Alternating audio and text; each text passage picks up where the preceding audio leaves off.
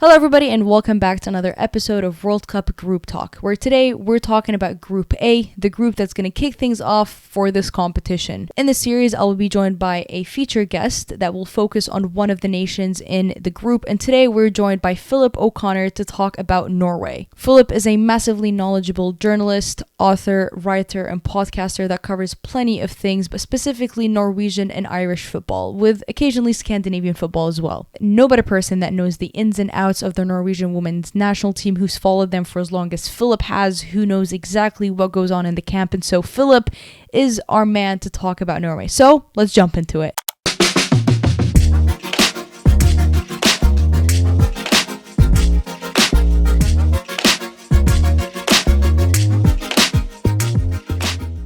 Today I'm joined by a very special Philip O'Connor to talk about a team people are possibly sleeping on a little bit going into the Summer World Cup, and that is none other than Norway. Philip, really excited to have you on here today. How's your day been? It's been pretty good, and I've been looking forward to talking to you about this because, like I say, people are sleeping maybe on Norway, but maybe they're right to do so because you saw them in the Euros last summer, and man, they let everybody down.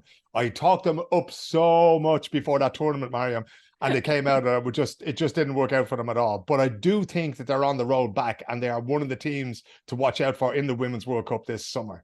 You're right. I think a lot of people did hype him up, got a little bit disappointed. So people are probably riding on that disappointment. But I think today, after our chat, people will be feeling a little bit more positive about him. Or so I hope. Selection not out just yet. But when you are thinking about that final 23-player squad, what are the names that you're pretty sure you're going to see? Are there any surprises that you expect to see? Any names that won't make the cut? There are some players that have been out with injury, playing time, form. I mean, how do you see that 23-player roster coming all together? I think it's going to be really interesting to see what happens with it, right? Because you got certain players who are absolutely given. Not only are they in the 22, they're going to be in the starting 11. As long as they're fit and breathing, they're going to be in that team, right? That's Oda Hegerberg is one of them. Caroline Graham Hansen from Barcelona, she's another. Guro Reiten from Chelsea, she's another, Frida Maanum for Arsenal, she's another. Okay, so these players, they pick themselves, okay? And the rest of the squad is kind of, that's up for grabs, so to speak. Maybe Mara Mjelde, the Chelsea centre-back and the team captain, she could probably pick herself in the team as well. She had a great end to the season at Chelsea there. But there's a few key places, Mariam, in that team that we really need to work out what's going to happen, right? So if you go back to 2019 and the World Cup in France, Norway's problem really was that they had such high quality in that starting 11 and maybe player number 12 and number 13 and number 14.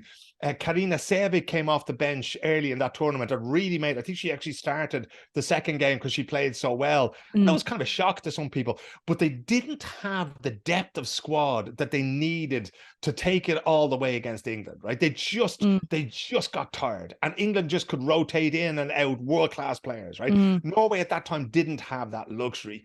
The other problem that Norway have, and I don't know what it is, if it's a cultural thing or what it is, but they have such a hard time producing left-footed defenders, right? They have some brilliant left-footed players. Guro Reiten, to me, is one of the best players in the world right now, And she is afraid of her life. I keep slagging her and telling her, okay, you better watch out now because you keep playing like this, they're going to make you play left back, right? And that is, she can't think of anything worse in her life than possibly playing left back for Norway.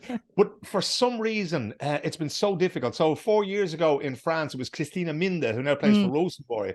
She played at left back. So that was pretty, she's a right-footed left back. And England basically, I think the first 2 goals came down that side because they just went, right, we're going to go with this girl.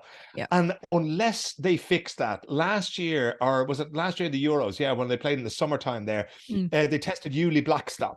Now, Julie is maybe a player that a lot of your viewers and listeners are going to have heard of, but they don't really know why, right? So when she signed for Manchester City a couple of years back, she was coming out of Rosenborg in Norway. I think she's maybe 21 years old now. And she was touted as one of the big prospects in Scandinavia, right? This kid has it all. Left-footed, and they tried to play her at left back. And they played her left back against England. And I don't think I need to tell you how that game went. 8-0. And it was just goal after goal after goal. And poor old Julie, they were bringing her up the field. They were just, they were sort of playing the ball onto her wing. She would move up and leave space in behind. England would play the ball in behind into that space, and England would score. And that's because she's not a defender. She's a winger. She's an attacking player. She can play in so many other positions. She doesn't like to play left back. And I talked to her dad afterwards, and he was going nuts because he thought that was going to ruin her career. So that, for me, is one of the big things. It's who are they going to play at left left back. And I mean, the person that they're probably looking at is Marit Brathberg Lund. Mm. She's been there in some of the recent games. And again, she's quite young.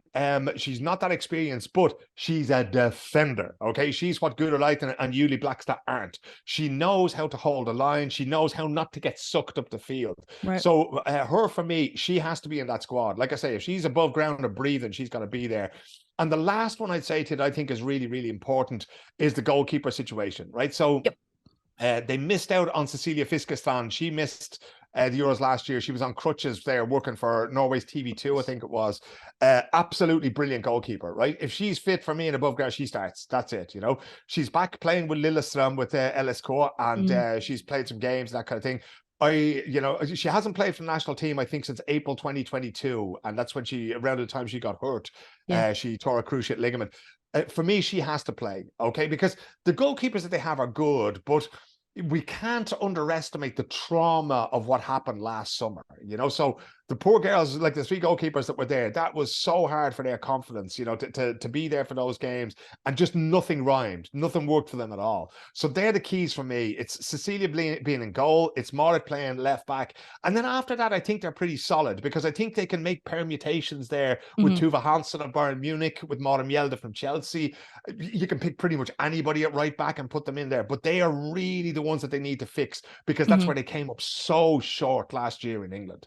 Yeah, but also you can argue they came a little bit short in terms of scoring goals. Ada Hegerberg didn't have the best of seasons or best of runs really with Euros. I don't believe she had any goals. Again, you didn't see that explosive Monum. Was it for you just management that they couldn't put it together and let it all rhyme, or was it just the occasion was too big that their confidence was already hindered, or what for you was that problem that couldn't let the team gel together? I think the problem was tactical, and it hurts me to say that, because the coach at the time, Martin Sjögren, is a Swedish man. I've worked with their team, with their national team at the last World Cup and the last Euros, and I got to know the guy pretty well, and we've had some good long conversations about the game and about players and about what needs to be done for the women's game. He's a person that I really, really like, but I'm not here as his buddy. I'm here as a journalist and to tell you what I saw last year. And what I saw was that they were caught out tactically, right? That left back thing, they were so exposed at left back. It didn't happen in the first game against Northern Ireland, because Northern Ireland didn't have the individual quality to punish them. But if you watch that game back now, knowing what happened against England and what happened against Austria, you'll see the same things, right? I felt that at that time, Maren Mjelde was coming back from an injury, and I don't think that she was fully fit. And again, I rank Maren as one of the best players in the women's game ever, right? She's just such a brilliant character, such a brilliant player, such a solid person to have back there, but she wasn't fit. And I don't think she had match fitness there, you know, so she was fit. Yeah, physically she was okay, but she didn't have that match sharpness. And we saw towards the end of the season this year, the Women's Super League, she was brilliant. Yeah. Forget about her age, right? She was outstanding there with Magdalena Eriksson from Sweden, right? They were brilliant. Two girls who are like, you know, they can't be more than 3 feet tall between them, right? And they were brilliant at the back for Chelsea. And I say that with all the love in my heart for those two women, you know, they were brilliant. But tactically, they were caught out because Martin Sjögren never managed to put those players together, to put an attacking game together to suit them.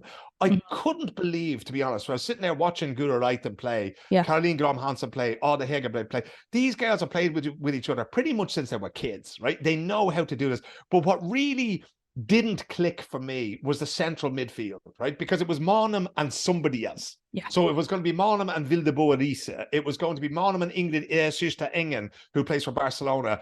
Ingrid's a great player who comes in and out of the Barcelona team. She has improved so much since going from Norway to Wolfsburg first and then to Barcelona. But it just did not click. And that's the thing that they have to get right. They had to get that right in the engine room, and they couldn't. And that, with Julie Blackstad playing behind Guro Leiten on the left side, right? There was no contact. They were too far from one another, right? They are two brilliant technical players, two really good players with the ball at their feet, but they never managed to combine, right? You have Ada Hegerberg there up front, which always gives you the option to play the ball long, which they never did. So many times I felt like if I was the coach, and I would be not put myself anywhere close to Martin Quailgren. He's 100 times better than I ever would be. But I Yeah. would prefer to see them play just a little bit more direct, to push Northern Ireland back, to push England back, to give them something to worry about. Because you cannot let Aga Hegeby into your penalty area. Not only did they not score goals, Mariam, they didn't even look like scoring goals a lot of the time. And that's, I don't know how you can get so little out of such world-class attacking talent. And I think that that's going to be the difference with Hegerisa, because a lot of coaches at international level, when they go to big tournaments like this, the first thing they want to do is set the defense, right? They want to make sure they're watertight at the back. So they concentrated a lot on that. And then when you get to the halfway line, after that, you guys can freestyle, right? That doesn't always work. You have to decide, okay, are we playing quick balls into feet? Do we want Oda to come and meet the ball and then, go in behind? Do we want to go along the wings for not for Vildeborisa, but for Gura Reiten? Are we going to have Emily Hovey, who was the MVP in Italy this season, right? She's back after a knee injury in France. I don't know if she even got to play the first game there, but I was there the day she injured her knee, and she was out for several years, but now she's the MVP in Italy. So if you put her in there, that changes everything as well. So really, the onus now is on Hegerisa to find the alchemy, to turn these players into gold, right? Because individually, absolutely, they can do it. But I think that they need, despite all their individual skill and their individual brilliance, they just need that little thing of saying, okay, this is what we're going to do. When we get the ball here, this is what we're going to do. When we win the ball from a defensive corner, this is how we're going to attack, right? This is where we're going to find the space. This is who we're going to go at. And I think that Martin maybe didn't concentrate on that enough last year. And that really was what cost them at the end of the day. Yeah, tactically caught out is really probably kind of the main question mark you can put on them. They'd get the ball and it was like, what next? Are we attacking? Are we going backwards, forwards? There was a clear lack of just no cohesiveness with them. So now Risa, arguably one of their best players really in history, she has had a decent kind of managerial build up to this. She just took the U19s Norway to the final, lost a very close one to Spain. So she has worked with the youth that she's probably even been quite familiar with. She would be looking at those maybe now for the senior squad. She's got a major job to rebound of what we just talked about. And you mentioned some of the things that she will have to focus on. It's almost like she's a quest of redemption now. Is she filled for this job? Like, looking at the past few spells that she'd had in England, and, she took them to the Olympics. Now with the U19s had, I would say, a very successful run. Is she the one to do some damage this time? I honestly cannot think of anybody better to run this show than Hegerisa. Yep. And that's for two reasons, right? One is that in a way, she is football in Norway, right? She is so entwined. She is the DNA of Norwegian football, right? If Norwegian football was to be summed up in one player, it's her, right? That's how they play the game. That's what they like to do. That's who they are as people. That's skill and technique and stamina and that never give up attitude, right? And that's what she's going to instill into these players. But she also had the privilege of coaching many of this squad at LSK, right? At Lillestrøm. She coached an awful lot of these when they were kids. Like Ingrid Syrstad Engen now would be one of those that she coached. There's a whole bunch of those players that came through there, that came through her hands, so to speak. So she was a huge influence on them. I know that the level of respect that they have for her is off the charts, right? It would be really, really difficult. Like, I always had a difficult time with Phil Neville as England coach, right? Because I didn't feel that the players not that they didn't respect him, but he's nobody in the women's game. I don't care that you played for Manchester United men. I don't care that you played for Everton or for England or that. Do you know who these people are? Do you know what they're capable of doing? And I would say that the answer when he got the job was no, okay? Yeah. If you ask the same questions of Hegerisa, the answer is a resounding yes, okay? She has presided over a tremendous LSK team that built up players, sold them on or put them through into bigger and better clubs outside of Norway and brought through winning teams after that. And she never once was derailed by this thing of one player leaving her club. That never made any difference to her. So she really is, she has been instrumental in creating this team that exists as Norway just by coaching these people, like these players when they were a little bit younger. And I think that stands to her. I think she has a tremendous amount of respect. I think Martin was well respected, but he came in and he struggled because the first Euros that they were at was a disaster. Okay. Then they got to the World Cup and it was okay. I mean, I still remember they lost to England on my birthday, the 27th of June, 2019. And I remember saying to Maria Thorisdottir after that game, because, once you lose, if you're working with a team in a major tournament, you lose. An hour after that, you will get an email saying, here's your fly home, buddy. You're out of here. Right. And I was saying to Maria Torres the following day, we were in Charles de Gaulle Airport and we just met on one of these, these roller things, Yeah. you're just standing there. I said, Maria, what the hell? Like, what a way to celebrate my birthday. And she goes, I'll tell you what, you come see us play England in Berrien in September. We'll win that for you. And they did, So Yeah. that was like, it was such a sour ending. At the same time as it was okay. They got to the quarterfinals of the World Cup. They beat Australia on penalties. They did well against France. Like they did okay, but no more than that. And then last year they talked about, in Swedish, Norwegian, in the language, they talk about winning a medal. Okay. That means coming in the top 3 for them. And that's what the Norwegians said they wanted to do. And then to crash out of the group stage, let's face it, Mario, their tournament was over after 2 games. In fact, it was over after 1.5 games. Okay. It was done, like over. And I don't think anybody even wanted to be there after that. And I remember after the England game, so my job there was to interview them before and after the game. So, in the mix zone, like when you're a broadcaster in Canada, stand there, I go, okay, now we have the Norwegian coach and he's speaking to whatever, FIFA or whoever. And I remember all the Hegerberg coming into the tunnel, right? And I thought, they say to me, okay, who do you want to talk to? I said, well, I'll talk to the coach and I'll talk to Maren, who's the captain, and I'll talk to Odd if she wants to talk to me, because not always she wants to talk to me. And she came in and there's like, maybe 50 meters between me and her. And I'm quite tall. And she's quite tall, and she's looking over the heads of people, and she's pointing to me going, okay, I'll see you in there. I want to do this interview. And I'll go, okay, you come over here. And she came over, and that was when she said to me, this is not us. This is not who we are. We got to get ourselves together here. But at that stage, their tournament was already over. And I think that it was a huge disappointment for her to come back to the Norway national team, for the Lisa Klaveness, who's now the president of the Norwegian FA, to come back. She has a huge influence on all that. All that said, okay, if you're the president, I'm coming back, I'm going to do this. And then for it to fall so flat was a terrible kick in the teeth for the Norwegian national women's team.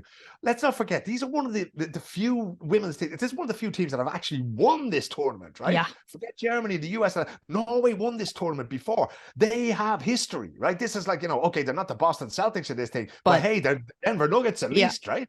So that's why they really, they were really disappointed for that to happen. And for them now to pick themselves up, I think they need this. And I also think that they owe this to Maren Mjelde. I think they owe it to pick themselves up and to say, okay, this might be your last chance. Maren has been playing in this team since she was a kid, right? Since she was in short pants, literally. And, she's been playing. She played the Euro final, I think, in 2013 in Stockholm. I think I remember seeing her play then. But she's come through this, and she deserves this. And Anna Hegerberg deserves this. And Emily Horvey, after that injury, she deserves it. And Caroline Graham Hansen has her 2 Champions Leagues, and now she has to do something to help them to achieve this. Because, okay, there's won everything there is to win, right? But this is the pinnacle, for Norwegian football. And also the one last thing I'd say on that subject is that they are very, very conscious of the Norwegian people, right? Norway's a high tax country where people contribute so that everybody, the rising tide lifts all boats. They're very conscious of that, and that's how they deal with their fans too. So they also owe it to the Norwegian people to go out there and do the right thing, because the country has backed them for so long. And now I think that the combination of this team and Hege as the person sort of making the decisions, I do think that, if you're sleeping on them, you won't be sleeping on them for too long. Listen, just 2 minutes to listen to you, I would be putting my money on them, because I got you hyped up now. 100%. No, because I think you're absolutely spot on with a lot of things. They owe this to a lot, and the players like Anna Hegerberg has missed the last World Cup fighting for this federation, fighting for this team, and so they do have a lot to prove on the field for themselves, for the players, for their head coach, and for the fans. And I think you will see a rejuvenated Norway now on the field. I hope a completely different Norway than what we saw last summer. And in preparation for that, they've kind of, I would say, it had a mixed bag of results leading up to this, testing the waters with their new head coach and seeing where they should be and the lessons they need to take. It's hard to say they've had a fully injury-free camp so far. Probably this one will be the first one. Maybe, like, even with Thorn's daughter in the back, she's out missing the World Cup. So for them, they've been quite unlucky to even have a camp with the full amount of players, with their possible 23. But if you are to look at these mixed results of fixtures that they've had, the 23 players that we said they might be going into, I think what really taken an ideal result for them, what would it look like? And their group is a fairly comfortable group, I feel like, for them. They've got the Philippines, Switzerland, and New Zealand. This should be a group they should top and move forward. They have got to win that group. And Mariam, like if you're going to do this, right, you have got to, if you're going to talk this up the way I'm talking this up now, they Yeah. have got, for me, they've got to make a semi-final. Okay. Mm. I haven't even looked beyond the group stage of who they're going to meet or anything else like that.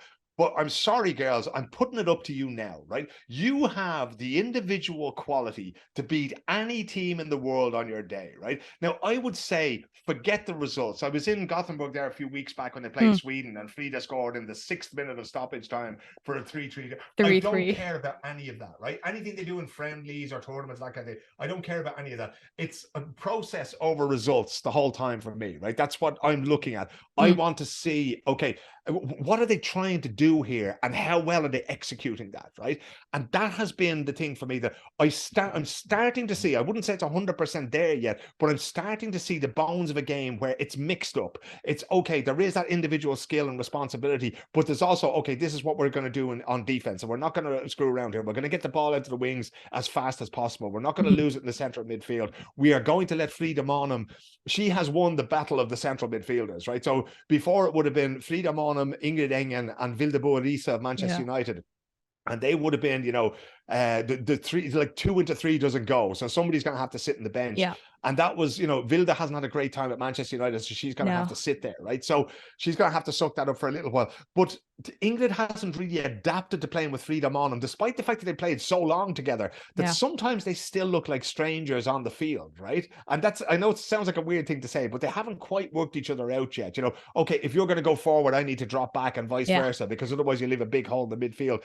And that kind of symbiosis doesn't really exist yet. It existed for England last year, the Euros, for instance. Everybody instinctively knew where they were going to go and do things. And that's Wiegman deserves huge credit for doing that. And that's really what Norway need to do. But for me, they've got to go to the semi-finals. They just have to do it. That group is so easy, it's incredible, And I know New Zealand are hosts, and I know that they have some good players and they have the crowd behind them, that kind of thing. Switzerland are a good team as well. Let's not count them out. And the Philippines are there for a reason, right? Mm. But I do think that you have to have the ambition of topping that group. You have to have the ambition then of taking on all comers. And now I think that they have the depth. So in 2019, very few of the players were playing. They were mostly playing for a very good LSK team Mm. in Norway, right? You had players who were playing outside the country. You had Caroline and a couple of others. Gudo had just signed from LSK for Chelsea, but hadn't made her Chelsea debut. But now you have them playing in some of the top clubs in Europe, starting every game, or thereabouts. There's no excuses for this team. They can't say that, the pace is different here. No, you're doing this every week for Chelsea or for Barcelona or for a big club like that, for Bayern Munich in the case of Tuva Hansen, So you can't hide behind that anymore. So you got to go out and do this. I'm sorry, but that's where it's at right now. And I'm not going to say that anything less is a failure, but I think anything less is definitely going to be a disappointment, because again, this doesn't last forever, right? In 4 years' time, Oda Hegerberg, she suffered a little bit in the last while. She injured herself in an international game. I think it was against Belgium last year. She struggled to come back for that, right? Moran is not going to make it. She'll be maybe 37 the next time this comes around. So this is maybe the last dance for these guys. And that's why it's so important for me that they get as far as they absolutely can. And you know what? If they get it right, we have seen teams in the past who've gone to major championships like this. Obviously, England are there. Obviously, the USA are there. Obviously, Germany are there. And Germany have 50 footballers they could bring and win the whole thing if they do it right. But if you get in there with the right attitude and that kind of thing, I think that, we've been seeing the sunset of Scandinavian women's soccer for a while, but they just won't go away, right? So we saw, you remember that great game, of course. I'm sure you were delighted when Sweden lost to Canada on penalties that day. A little bit, yeah. Daily I was reminder one here. of about, yeah, they're right behind you there, right? I was one of about 10 people in the stadium when that happened in Tokyo. And I just couldn't believe it, because I was going, okay, here's your chance. And for Sweden as well, that was Hedvig Lindahl and Caroline Seger and all these great players. It was like, how did you not win this game? No offense to Canada. But it's a team who's never won it. So arguably, you definitely put your bets on Sweden. Yeah, 100%. And I think that the Swedish guys just thought that if we just stay here, long enough, somebody will hand us a gold medal. And hey, that's not how this works. Yeah. But I think that, with Norway now especially, I think that you got to have a situation whereby Hegerise is not going to allow that to happen the way that maybe Peter Gerhardsson did for Sweden that time, or the way Martin Sjögren did a couple of years ago. And we've seen German teams come in there, and we've seen, some other teams come into the World Cup and maybe not perform at their best. Pretty much every England team for maybe until they won the Euros did exactly the same thing, right? So that's the thing, like that level of focus and mental strength as well. If that comes into it, because the one thing I suppose that I'm pinning, like, you were saying, I hope you're not a betting woman now, because I'm not a gambling man, right? But if I was going to bet on anybody, I will always put money on Oda Hegerberg, because of all the winners that I've ever met in my life, the two biggest are Kobe Bryant and Oda Hegerberg, right? It is literally all they care about, right? Oda Hegerberg hates losing more than she loves winning, right? And that's the kind of person. Kobe Bryant was exactly the same. And they are the kind of people that you need there. And they are the difference between being average and being, a happy-go-lucky third place, second place, and winning the whole thing, right? Winning the whole shooting match. And if you have that kind of player and everybody else buys into it and rows in behind them, then I think the sky is the limit. The sky is the limit. Again, it's a team nobody should be sleeping on. It's a different mindset. You saying Ada Hegerberg is just like Kobe Bryant. She hates losing more than she loves winning, is exactly the mindset I think a lot of the Norwegian fans are looking for. I'm afraid we're slightly running out of time, but I feel like a lot of people were definitely wanting to read a lot of the Norwegian stuff that I assume you were going to be pumping out for the World Cup. Where can people listen to your podcast, your work, your right? I mean, I think a lot of people will be going your way very, very soon after this one. I'll tell you what, the best way to catch up with me is at Philip O'Connor on Twitter, right? So it's Oconnor. So it's the real old-fashioned Irish spelling of that. Hit me up there, or if we just hit up Mariam, I'm sure she'll put you in the right direction. I'll be doing a lot of stuff there. I'm going to be doing separate podcasts. I'll be doing some reporting, a lot of preview stuff for the Reuters news agency. I've spoken to the Danish team manager. I've spoken to the Swedish team manager. I'm going to try to get hold of Hege Riise. I'm going to be speaking to some of the Irish girls, of course, because my native Ireland are there for the first time. So Louise Quinn, the centre back there. So we will be pumping out the content from the beginning of July. And who knows, Mariam, hopefully somebody will come up with a gig for me. I might actually travel down to Australia and New Zealand and get to see some of these games outside. And if I do, I will be more than happy to talk to you and your lovely viewers and listeners as well. I think, and listen, it's been a pleasure having you on here. I do hope you're able to make it to Australia, because no better other person to represent the Irish girls who are making it the first time here. High expectations for them, and for the Norwegian girls who, just like you said, hopefully a semi-final, maybe a final even for them, and have you talking to the girls and reporting on them. Philip, I really appreciate you joining me here today, talking about all things Norway. And yeah, let's make everything you just said a reality, hopefully this summer. We'll just manifest the whole thing. Mariam, it's been an absolute pleasure. Thank you so much for having me on. It's a pleasure, and I hope we can do it again. Thank you. I mean, if you're not betting your house on Norway being one of the biggest threats, I don't know what would convince you after that Philip chat. Joining them in Group A is going to be co-hosts New Zealand, Philippines, which are debuting in their first ever FIFA Women's World Cup, and European opposition Switzerland. Let's start things off with co-hosts New Zealand, which will be the dancing partners of Norway as they kick off the competition at Eden Park in an expected sold-out game. I mean, it's the kickoff game. Norway versus New Zealand. You have to be just... Oof, I'm getting shivers just thinking about it. Now, New Zealand are going into their 6th World Cup. They've been to 5 World Cups already, and actually have never been able to win in a group stages game, have never made it out of the group stages. So one might say their goal is definitely to grab a win. But I think New Zealanders and football fans would be looking to make it out of the group stages. They've struggled in the past few camps to get a full squad in terms of very important roles or very important players that will definitely be in the 23 player squad inconsistently due to injuries. So you've got the likes of CJ Bott, who missed out with a calf injury a fair amount of games. You've also got Rhea Percival, a veteran of New Zealand football. She was sidelined for the majority of the season with a knee injury. Now she's back from injury. So in terms of having a full squad, they've kind of struggled to have that, but with a lot of these players back to full fitness, hopefully no injuries sustained to Ellie Riley as the NWSL season is still going on, they'll be looking to hit a few peaks. One of those peaks is making sure they're able to integrate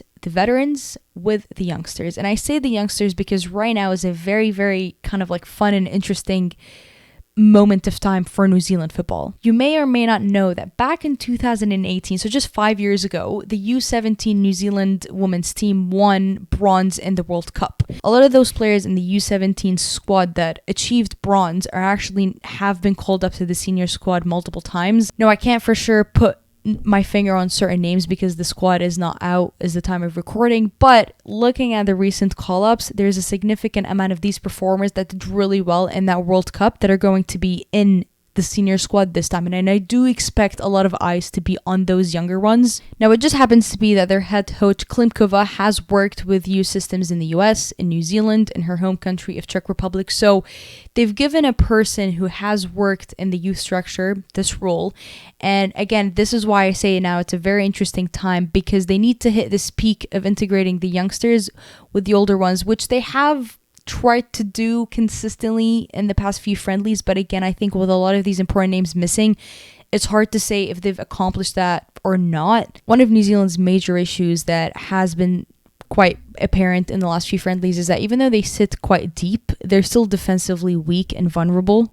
And that goes back to their inability to really have ball control and kind of keep their ball with them. Those are principles that I've seen improvement in the past few friendlies, but I think it has been a very, very, very slow improvement that I would be very hopeful that in these pre-camp games or these pre-camp preparations they're able to nail down. Let's not forget they're playing on home soil. They're playing in front of their home fans. I think sometimes we can underestimate how important that could be, but I would say I would highly advise and recommend you look back at the Euros with England. They had their home crowd. It was everybody behind them. They were playing on home soil, and this is going to be another massive advantage for New Zealand that nobody other than Australia is going to have out of the 32 teams. In 2015, they almost made it out of the group stages, but they had 2 draws, one of which was actually against the hosts at the time, Canada. In 2019, they came close a few times to securing points, but were just unlucky with extra time injuries. And so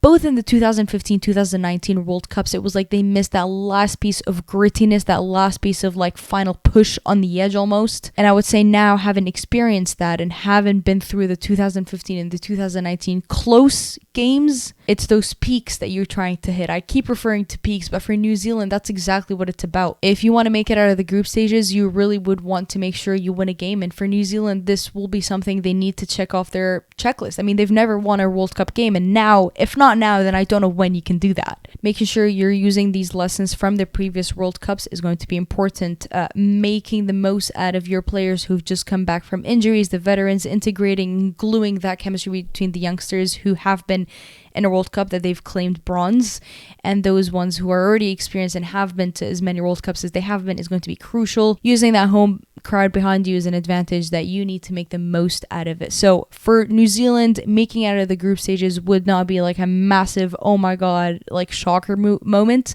They definitely have the odds to do that. New Zealand's second opponent is going to be the Philippines, who, like I mentioned, are debuting in their first ever FIFA Women's World Cup, and I don't think we're giving them as much credit as we really need to be.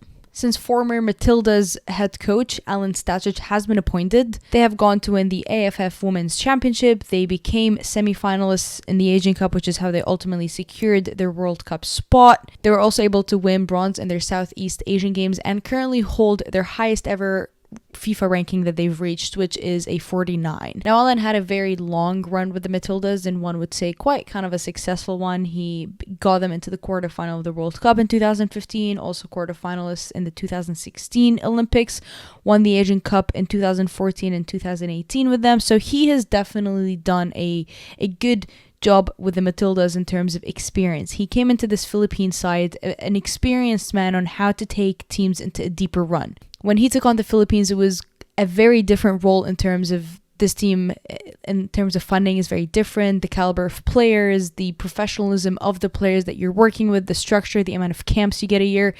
It's quite different, but it has worked out very, very well. Since coming in, he has really put a massive emphasis on the youth, and in fact has been given the obligations to oversee the U17 and the U20s of the Philippines, something that you don't see a lot of head coaches of a senior squad have. Now, this extra role and extra duty of looking at the youth structure and at the same time managing the senior team has paid out very well, because the Philippines has needed somebody to come in and kind of say, okay, well, these are the youth structures that we have. We have a lot. I mean, I want to say at least 70% of the players that play on the Philippine senior squad are American-born players. So you've got a lot of different streams of these players. Some are in the youth structure, some are in the US, some are just, somehow slipping in. And you needed somebody to really put all those strings together.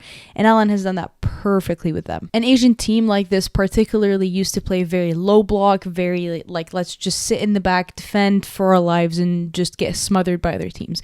What he has done is that not necessarily abandoned that, but he has really, really worked hard on counterattacks, which I think were a very good display in the Asian Cup, as well as set pieces, something that they have really needed to improve for some time. Participation in the World Cup is going to be a huge boost for them and for their program. And, do I think they're going to make it through the group stages? I don't think. I think maybe this is a little bit too soon. What I do expect is that we might see them hold that Asian Cup title very soon, start to making bigger strides, maybe be able to beat bigger competition in friendlies.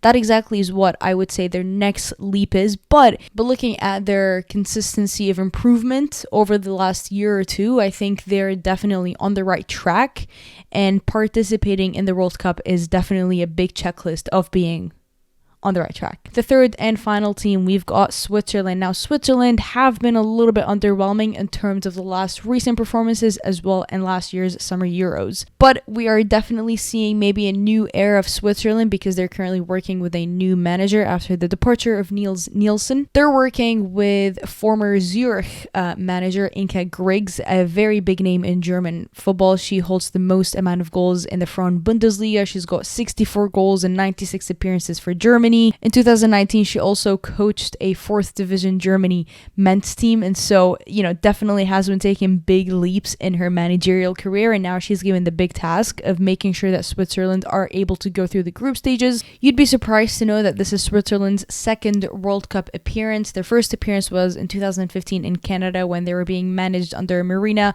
Voss-Tecklenburg, who obviously now works with Germany. Missed out on the 2019 World Cup, but now are back in it after winning the playoff game, after just finishing slightly behind in Italy in the qualifications group stages. That was definitely a bit of a tongue twister there, but the Swiss are still looking for the first win under Grings. On one side, it would be quite iconic that the first win they would get under her management is in the World Cup, but in other words, I think she really has a big task ahead of her. She has tried to incorporate that 4-4-2 formation that she would occasionally use in Germany, but I don't think she has found much success with that. I think with the team that Switzerland has and the type of players that they have, you kind of need to operate in a more of like a 4-3-3, a 4-2-3-1 even, with 2 pivots, because they definitely have the profile of players to play like that. For her, I think she's still in a way used the friendlies to figure out what is the formation for this team, what is the player profile that she's looking to establish in the starting 11. I think that as well has yet to kind of be nailed on. They've got pretty big names on their squad. You've got the likes of Ramona Bachmann. I still think she does go a little bit under the radar for them. And Maria for Barcelona. You've got Riola Gemelli, a very, very exciting youngster that I'm hoping catches a lot of eyes. She's only 20, just joined Wolfsburg in the summer, or will join Wolfsburg in the summer, shall I say. Arsenal's Leah Volti, Noel Maritz. I mean, the list can go on, and they certainly have good players to push through. And I think I would back Grings with using her experience as a player who has been to these World Cup, using her management in Zurich and using her management working with a different type of team in Germany with the men's to be able to really push with the Swiss here. Will it be challenging? Absolutely. I think for me it's between Switzerland and New Zealand, and I think it's hard to put a prediction on it, which is why I want to hear your prediction on this group. I want to know your opinions on this one. Who do you think is going to go through? I definitely have my money on Norway. Really leaving it up between Switzerland and New Zealand. I think Philippines will have a good show, but I think it's a little bit too early to say they will make it out of the group stages. Let me know your opinions on this group, the teams, the nations involved in this, as well as Philip's chat with me on Norway. As always, to stay updated and to continue enjoying the beautiful game, make sure you subscribe to me here on YouTube and follow me on Twitter. And I will see you in another episode.